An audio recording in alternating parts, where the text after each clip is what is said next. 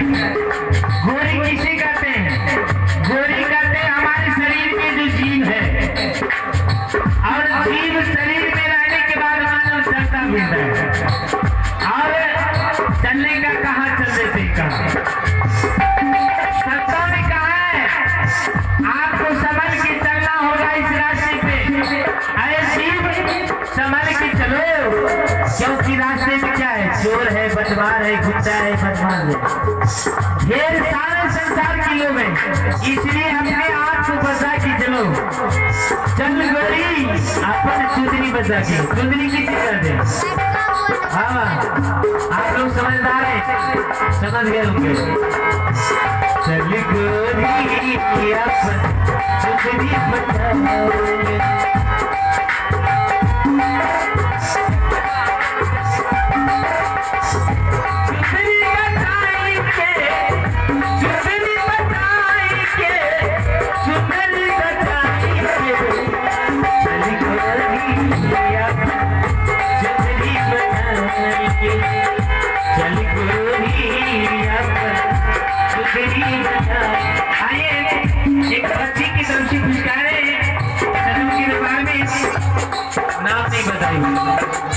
सदगुरु